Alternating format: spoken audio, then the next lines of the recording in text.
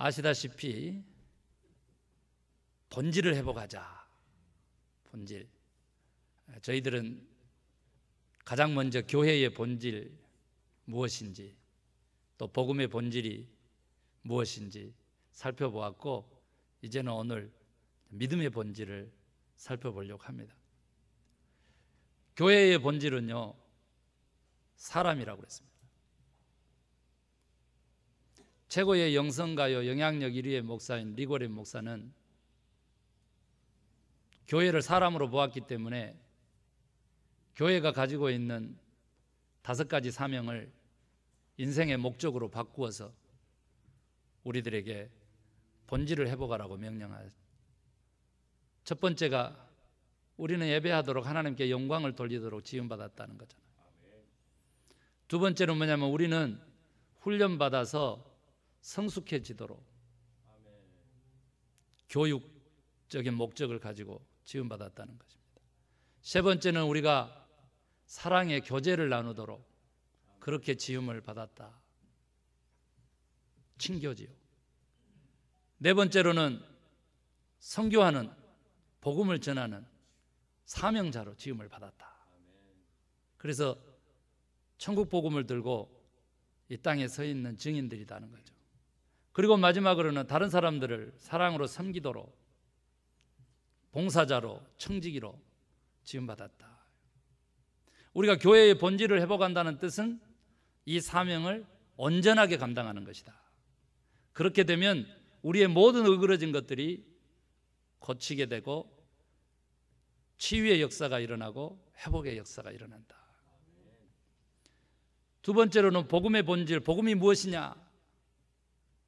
예수 그리스도다. 마치 교회가 주는 그리스도시요 하나님의 아들입니다 라고 하는 베드로의 신앙 고백에 교회가 건설된 것처럼 마가복음 1장 1절에 보면 하나님의 아들 예수 그리스도, 그 복음의 시작이라. 그렇게 하면서 복음이 바로 예수님이신 것을 나타내 주죠. 그렇다면 우리가 복음의 본질을 소유하기 위해서는 뭘 해야 되느냐? 예수님 행하시는 일들을 해야 된다는 거죠. 예수님께서는 이 땅에 오셔서 4대 사역을 감당하셨습니다.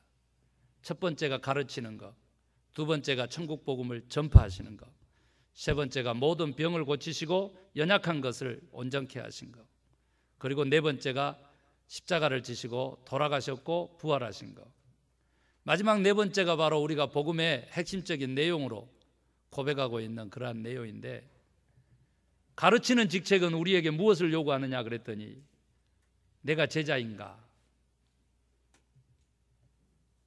예수님을 그대로 따르고 있고 그의 닮은 삶을 사는가? 두 번째, 복음 전파자, 내가 증인인가? 복음의 성숙성이 제자의 삶을 요구하는 가르침이라면 복음의 확장성이 우리가 증인의 삶을 사는, 사명을 감당하는, 인생의 목적을 이루는 그리스도인인가라고 하는 것 질문을 던지죠. 세 번째로는 병을 치유하는 사역을 하셨는데, 사실 넓게 따져보면 모든 약한 것들을 고치셨다 그랬으니까 회복해 하시는 사명인데, 우리로 하여금 하나님이 애초에 우리 인생에게 심으셨던 하나님의 꿈과 하나님의 소망으로 되돌아가는 것, 한때 잘 나갔던 시절에, 한때 내가 좋았던 시절에 회복을 꿈꾸는 것이 아니라 애초에 나를 만드신 하나님의 그 꿈을 쫓아서 살아가는 킹덤 드림의 사람이 되는 것을 의미한다. 그리고 마지막으로는 십자가를 지시고 부활하신 이 복음의 가장 핵심적인 내용의 그 사역을 통해서 우리가 과연 사람을 살리는 메시아적인 삶을 사는가? 이 복음의 생명성을 붙잡고 내가 지금 살아가고 있는가? 그래서 정말로 내 손이 닿는 곳마다 어둠이 물러가고 죽음이 물러가고 썩은 부패가 물러가고 새살이 돋고 빛이 비치며 새 생명을 잉태하는가? 라고 하는 사명을, 질문을 주님이 우리에게 던진다는 거죠. 오늘은요, 믿음이란 무엇인가? 믿음의 본질을 우리로 하여금 소유하고 그 본질을 통해서 우리가 믿음이 궁극적으로 향하는 천국, 그 하나님의 나라를 경영할 것을 하나님이 이 아침에 명령하신 줄로 믿으시기 바랍니다. 그러면 믿음의 본질은 뭐냐 그랬더니 히브리서 11장 1절에 오늘 본문에 믿음은 바라는 것들의 실상이요, 보지 못한 것들의, 보이지 않는 것들의 증거다. 여기서 믿음은 뭐라는 거예요? 실상이라는 거예요. 믿음은 증거라는 거예요. 당연히 행위를 전제하고 결과물을 전제하고 열매를 전제하는 것이죠. 거기에 강점을 들고 여지껏 앞에 선 김 목사는 32년 목회 여정에서 믿음은 곧 행함이요 순종이다라고 하는 것을 수없이 강조를 해왔어요. 왜 그러냐면 이것은 구약의 출애굽을 통해 가서 비로소 하나님의 백성을 이루었던 야훼 하나님, 여호와 하나님, 우리가 할렐루야 할 때 그 마지막 그 야가 야훼의 하나님의 본이름, 구원하시는 하나님, 그 하나님이 이스라엘 백성들을 축복할 때 너희가 행하는 손길에, 너희가 행하는 범사에 내가 너희를 축복하겠다. 물론 이것은 하나님께서 하나님의 손길을 구하는 자들이 아니라 하나님의 얼굴을 구하는 자들에게 그의 얼굴을 비추서 축복해 주시기를 원하시는 그 민수기서의 그 축복을 전제하고서 계속적인 축복을 우리에게 주시는 말씀이죠. 사랑하는 성도 여러분, 믿음은 무엇입니까? 순종인 것입니다. 즉각 순종, instant ovation. 곧바로 내가 나를 따르라 하면 아비도 배도 그물도 생업도 친척도 본토도 그렇게 버리고 따랐던 사람들만이 믿음으로 승리했다는 사실, 구원을 이루었다는 사실, 천국을 맛보았다는 사실 잊어버리면 안 됩니다. 예수님께서도 말씀하셨습니다. 나를 사랑한다고 하면서 내 계명을 지키지 않는 거 다 가짜다. 너희가 내 제자인 걸 어떻게 아느냐? 내 말에 순종하는 것을 통해서 안다는 거죠. 사랑하는 성도 여러분, 믿음이 순종하고 같이 간다고 했을 때 오늘 또 성령님의 외침을 듣고 순종하는 나인지 되돌아보는 오늘 이 아침 되시기를 원합니다. 사실은 이 비도 오고 춥고요, LA 날씨가 너무 매일 좋기 때문에 이런 주의를 맞이하면 괜히 교회 가고 싶지 않죠. 무슨 핑계가 없는지 그것을 찾고 싶은 그게 인간의 심정이죠. 그런데 그 어둠의 세력에 이 마귀라고 하는 하나님의 예배를 방해하는 자의 그 유혹을 물리치고 이 자리에 오신 여러분은 바로 승리한 자들이고 순종의 사람들이고 믿음의 사람이고 그래서 구원받은 하나님의 백성인 줄로 선포합니다. 아멘. 선포. 사랑하는 성도 여러분, 이 순종이라고 하는 것은 오늘 본문에 나와 있는 모든 믿음의 조상들 모두가 다 가지고 있었던 바로 그 믿음의 근본입니다. 돌맞아 죽었습니다. 그럼에도 불구하고 하나님에게 제사하고 예배할 때에 예물을 준비했던 아벨은 죽었지만은 그 예물을 가지고 하나님이 직접 증거하는 그런 위대한 인물이 되었습니다. 죽지 않고 하나님 나라에 곧바로 들림을 받았던 에녹이라고 하는 인물이 나오는데 그 역시도 하나님을 기쁘시게 하는 그런 믿음의 소유자였다. 어떻게 하나님을 기쁘시게 하는가? 이렇게 봤더니 다른 거 하나도 없이 하나님의 명령, 하나님의 가르침, 그의 말씀 그대로 순종하고 지켜내는 때 보이지 않는 하나님, 그분을 어떻게 우리가 보이는 자로서의 증거로 삼느냐는 거죠. 그것은 바로 내가 행할 때, 순종할 때, 그분을 따를 때 증거를 삼으신다는 겁니다. 여러분, 저는 고민했습니다. 왜냐하면 성경에 나와 있는 모든 내용을 정리하는 여러 가지 방법들이 있는데, 그 중에서 하나가 성경은 보이는 하나님 우상과 보이지 않는 하나님과의 싸움이다, 이렇게 정의를 합니다. 그러면 오늘 믿음은 실상이고 믿음은 증거라고 할 때 자칫 잘못하면 우상으로 가지 않느냐, 이런 고민에 제가 쌓여 있었고 주님에게 해답을 구한 겁니다. 주님, 어떻게 하면 열심히 순종하고 목숨까지 내놓고 순종했던 예수님의 뒤를 쫓아서 그렇게 행했어. 그런데 결과가 초라하고, 아니요, 결과가 드러나면 그것이 나의 영광으로 돌변하는 우상이 되어버리고, 어떻게 하면 이 우상으로 가는 길을 막을 수 있겠습니까?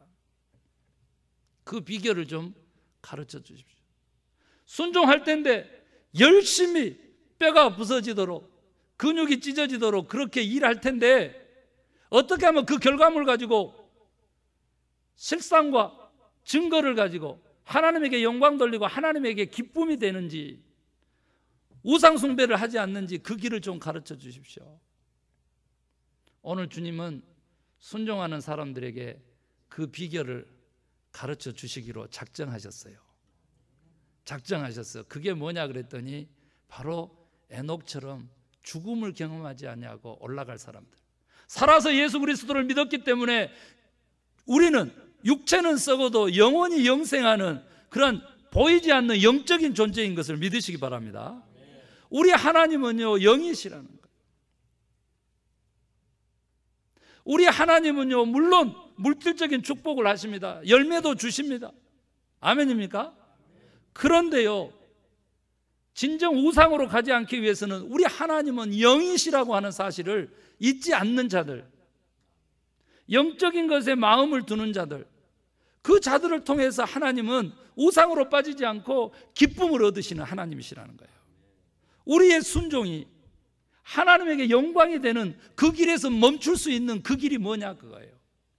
저는 오늘 이 아침에 그 고민 속에 하나님의 응답을 받고 다시 한번 여러분에게 강조하고 싶은 게 있습니다. 그것이 무엇인가? 여러분, 깊고 깊은 산골짜기라 그랬습니다. 그곳에는요, 썩어서 넘어진 나무의 수액을 빨아먹고 자라는 나비 애벌레들이 어마어마하게 군락을 이루고 살고 있었습니다. 봄이 되면요, 그 애벌레들에게는요 날개가 돋아서 온 그 굴짜기를 메우는 거예요. 모든 그 애벌레들은요 부모를 쫓아서 흰색의 날개를 가진 흰나비들을 이해요. 그런데요, 밀리고 밀렸어요. 썩어진 나무 밑둥 쪽에는 수액이 너무 많은데 위로 갈수록 더럽고 물기가 적은데 그 위쪽으로 애벌레를 계속 밀어내는 거예요. 이 왕따 당한 애벌레가요, 그 쓰러진 나무 그 고목 거기 꼭대기쯤 가서 자기 자신을 바라보면서 너무 한심해가지고 하늘을 쳐다봤는데요, 깜짝 놀라. 그렇게 파란 하늘이 투명하게 자기 몸을 채색하고 있는 거예요. 그때부터 이 애벌레는요 꿈을 꾸기 시작했어요. 나다. 내가 날개를 펼 때는 저 파란 하늘을 닮아서 파란색 날개를 갖기를 꿈을 꾼 거예요. 많은 애벌들이 밤이 찾아오면요 다 자기 잠자리에 가서 코를 골고 잘 때에 파란 날개를 가지리라고 하는 이 애벌레는요 별을 바라보면서 또 다시 꿈을 꾸는 거예요. 어쩌다가 잠이 들면요 꿈속에서도 몽상으로 파란 날개질을 하며 파란 하늘을 나는 꿈을 꾸었어요. 때가 되었어요. 그에게서 쏟아진 날개는 파란 날개가 된 거예요. 하얀 날개를 가진 수많은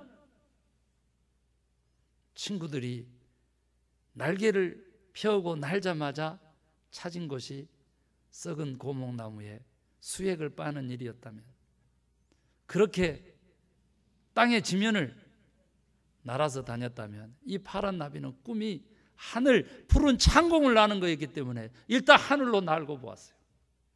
그랬더니 그 파란 하늘에 비유되는 수많은 천형색의 꽃들이 만개한 들판을 바라보게 되었어요. 그래서 그는 더 이상 썩은 고목나무의 수액을 빨지 않았어요. 꽃에 앉아서 꿀을 먹고 자라면서 또 다른 꿈을 꾸는 거예요. 내가 낳는 내 자식들만큼은 파란 날개를 가지고 파란 하늘을 나는 그런 나비가 되는 꿈을 꾼 겁니다. 불과 수년이 흘렀습니다. 그 깊고 좁은 산골짜기에는 흰나비, 그만큼의 파란 나비떼가 꽃을 찾아 나는 진 풍경이 펼쳐졌다고 합니다.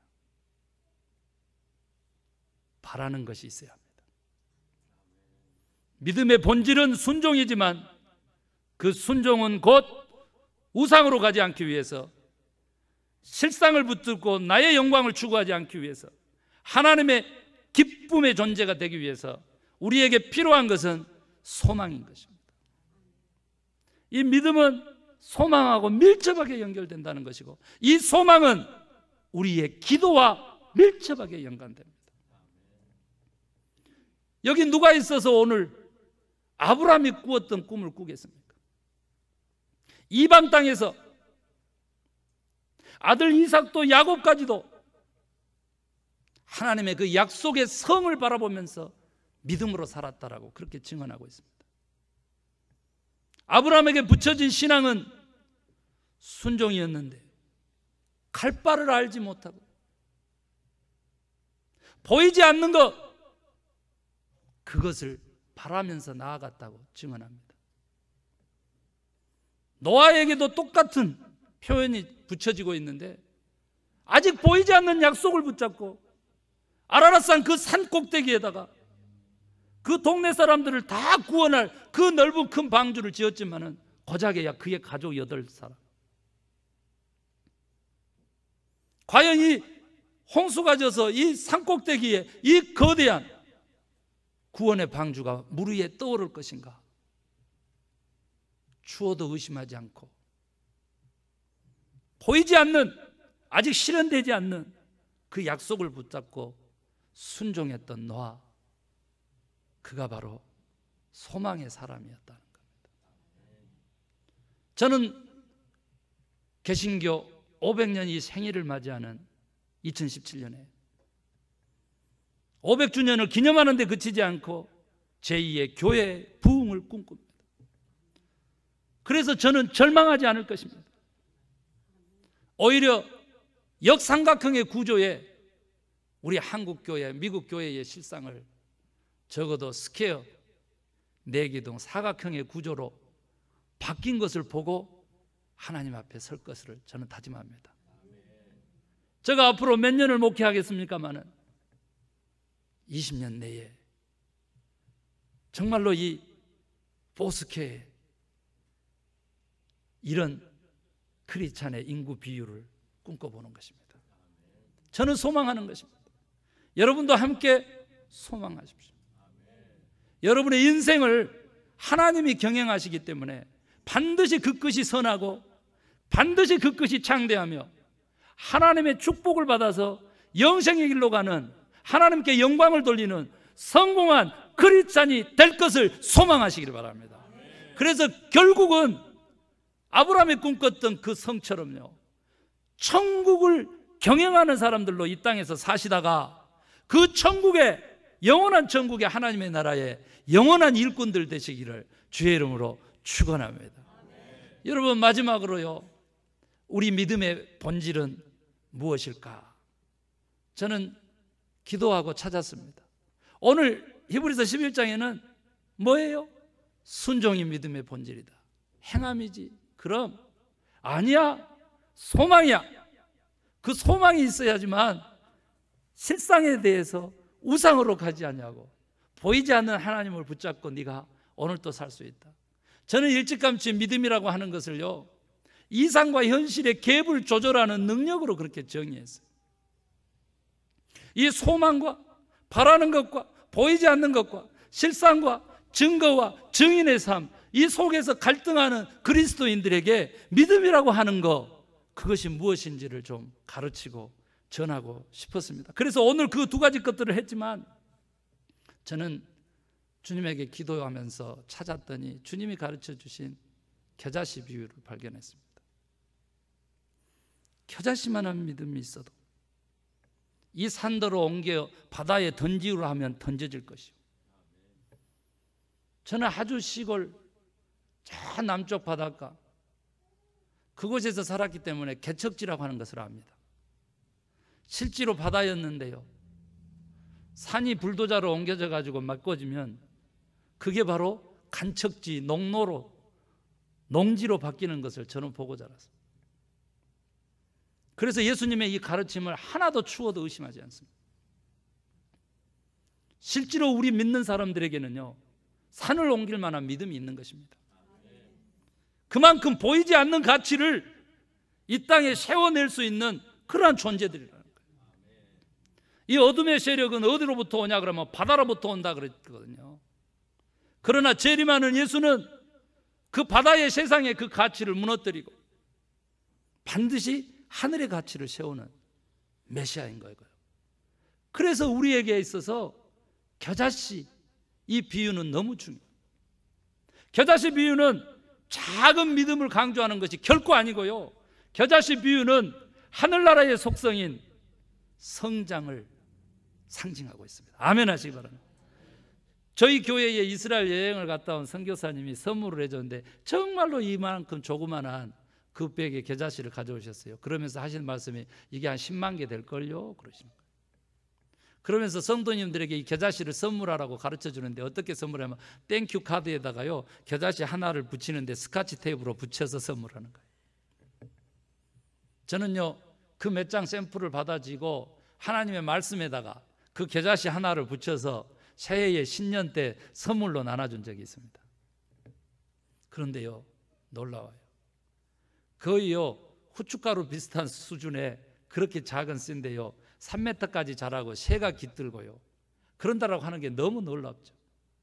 그런데 제가 놀란 것은요 그 땡큐 카드에 스카치 테이프로 붙여 있는데 진짜 살아있는 겨자씨는요 그 주변에 공기주머니를 차고 붙어 있는 거예요. 그런데 겨자씨는 겨자씨인데 알이 없는 쭉정이 겨자씨는 공기주머니를 찰 수가 없죠. 저는 발견했습니다. 진실, 참. 만약에 우리에게 그런 것이 믿음에 있다면 주님께서는 우리에게 천국을 건설할 능력도 함께 주신다. 성장인 거거든요. 그걸 다른 말로 바꾸면 변화인 거예요. 믿음의 본질은 성장이고 변화라고 주님께서는 겨자씨 비유를 저희에게 주는 거예요. 여러분 우리 자신을 지금 얼마만큼 하나님의 나라의 사람으로 저 하늘의 가치를 추구하는 사람으로 변화시켜냈습니까? 얼마만큼 자기 중심성 가지고 이기적으로 그리고 가장 물질적으로 가장 세상적으로 그러면서도 입술로는 믿습니다 믿습니다 하면서 가장 큰 신앙인 것처럼 이 바리새파적이고 이 쉐리들처럼 그렇게 살아오지는 않았는지 오늘 이 시간 회복되기를 원합니다. 속사람이 회복돼. 속사람이 우리의 믿음 입술에 있는 것이 아니고 순종에 있다면 그게 우상으로 가지 않기 위해서 우리 마음속에 품어야 하는 것은 참되고 진실한 거다. 우리들의 관계성 속에서 사랑도 참되고 진실할 때 싫은 소리도 하는 겁니다. 참되고 진실할 때 살려내기 위해서 채찍질도 하고 그 길을 막아서기도 하고 하는 것입니다. 사랑하는 성도 여러분, 주님과의 관계성 속에서도 겨자씨만한 참됨과 진실을 품은다면 주님께서 우리 인생의 성장의 부흥의 변화를 주실 것으로 확신합니다. 그런 사람들이 모이는 이 주님의 몸인 교회 공동체도 반드시 부흥과 성장을, 변화를 경험하게 될 것으로 저는 그렇게 믿습니다. 믿음의 본질은 이같이 변화인 것입니다.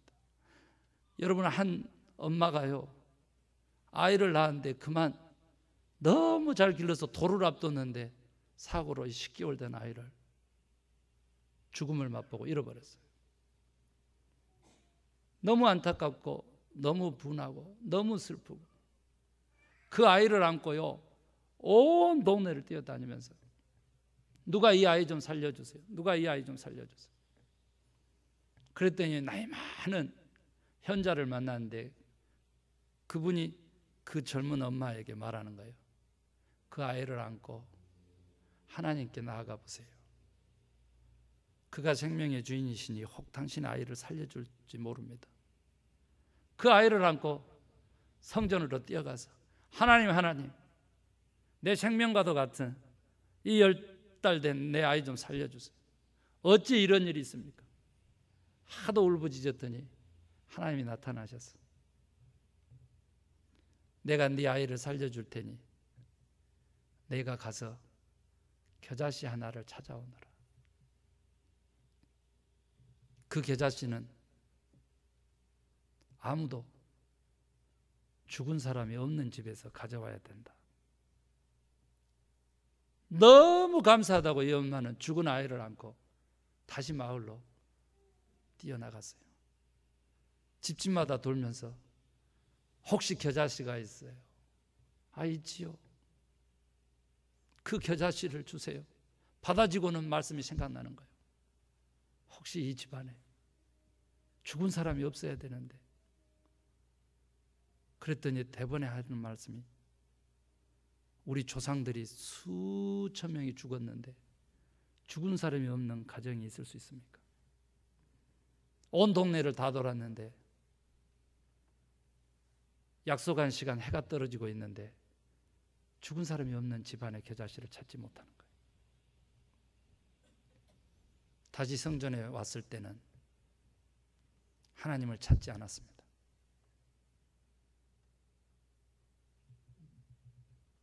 마음속의 모든 슬픔과 분노는 사라지고 죽음이라고 하는 것, 인생이라고 하는 것, 사람이라고 하는 것을 이해하는 엄마가 되어서 하나님한테 반대로 고백하는 겁니다. 하나님 생명이라고 하는 것,